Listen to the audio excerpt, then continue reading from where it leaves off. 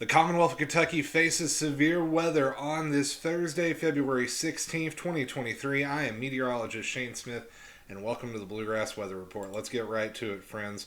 We've got multiple forms of severe weather possible across the state today, and it's already ongoing just off to our south and west. You can see severe thunderstorm warnings as we record this around 11 o'clock Wednesday night down near Memphis, Tennessee.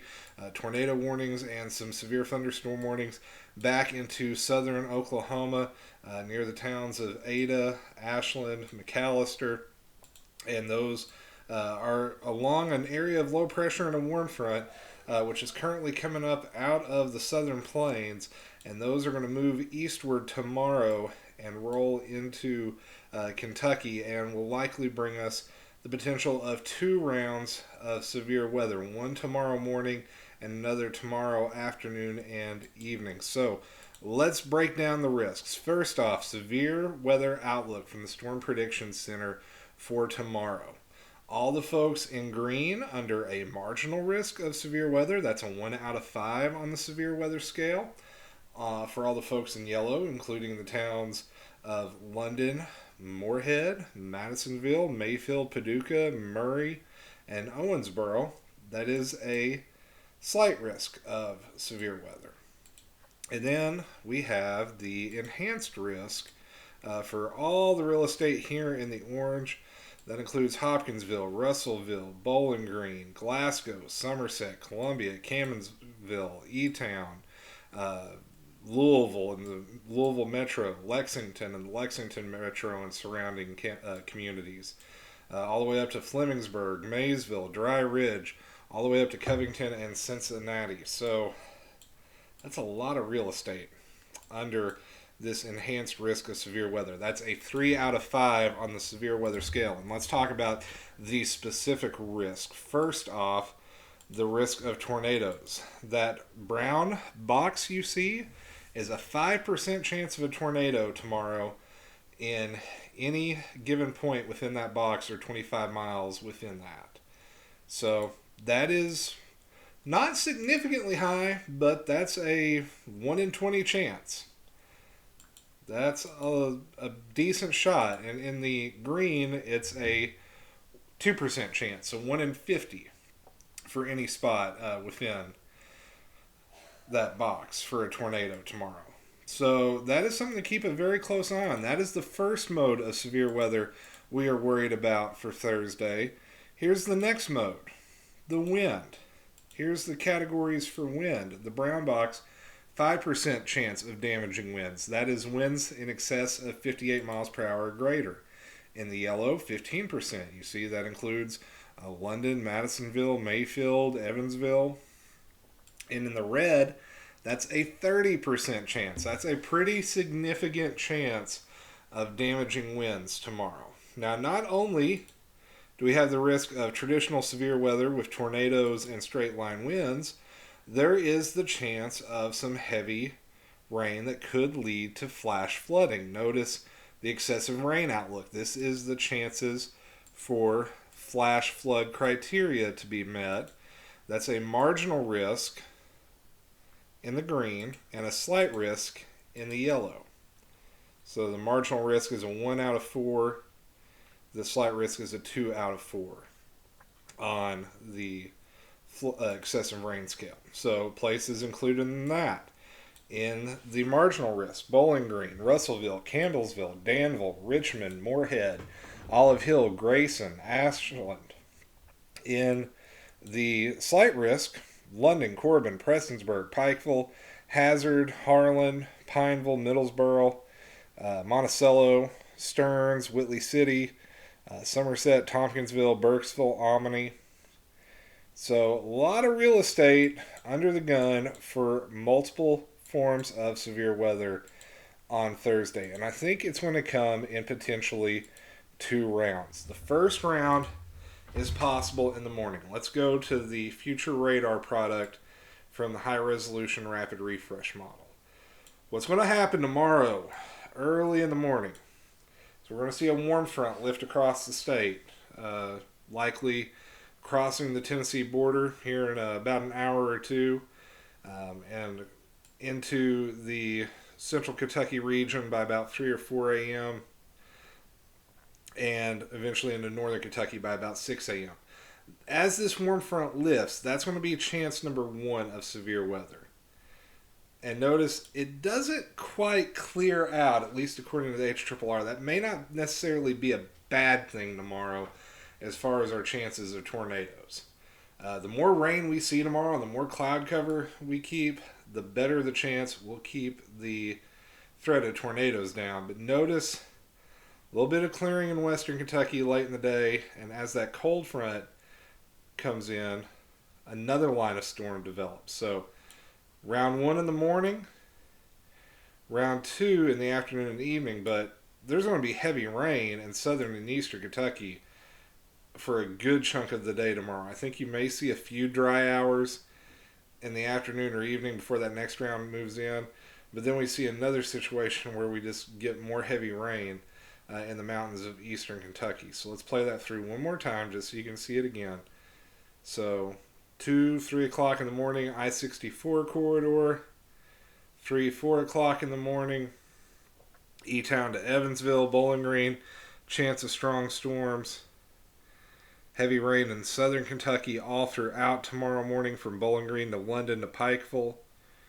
And then the best chance, I think, of tornadoes, if we're going to see any tomorrow, is going to be at the intersection of that low pressure, the cold front, and the warm front, right around that triple point. So that would be from the Louisville Metro back down to E-Town. Excuse me. That is going to be where your best shot of tornadoes will be. But even without that, when that cold front comes barreling through, you're going to see gusty winds. So how gusty? Here we go. As the warm front comes in, 20 to 30 mile per hour gusts. A few stronger gusts in thunderstorms like you see there in Bowling Green as those thunderstorms come in tomorrow morning about 7, 8 o'clock out your way. Then into the afternoon, 30 to 40 mile per hour gusts. And then when the actual front comes through and some of those storms fire up, you may see gusts in excess of 50 to 60. And then that northerly breeze kicks in and it is going to feel awful. So not a textbook setup for severe weather. The big limiting factor, I think, is going to be the convectively available potential energy, or CAPE.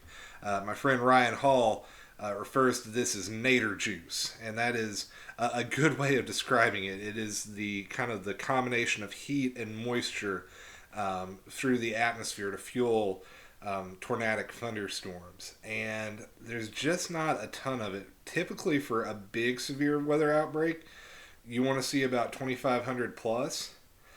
We're going to see anywhere from about 1,000 to 1,500, but the big player tomorrow is going to be the wind shear. Notice these arrows on the map. The red is wind at the surface coming from the south, and then the blue barbs are winds at 850 millibars. That's about 5,000 feet in the atmosphere, and then 500 millibars is up around 15,000 feet. So that's difference with wind as we go up from the surface through the atmosphere. Notice it's crossing. When you cross like that, it can start spinning, and then if it gets caught in an updraft in a thunderstorm, that spin can get kicked onto its side, and that's how you get a tornado. So we will have a lot of shear tomorrow. Shear will be the driving player of any kind of severe weather we see, and you can see that shear and that energy come together the best tomorrow from about noon in western Kentucky, the I-65 corridor between 3 and 4 Central Time, the I-75 corridor between 6 and 8 Eastern Time, maybe even 9, and then in far eastern Kentucky, that energy dies down because we'll be past sunset at that point, and at that point, the severe weather threat should drop. But my friends in eastern Kentucky, the bigger concern for you is the heavy rain. Notice the rainfall totals. London, you may see 4 inches of rain tomorrow. Same story in northern Perry County along Buckhorn, portions of Breathitt County, over into Magoffin and Floyd counties. That is a lot of rain tomorrow. Even 3 inches in Pikeville.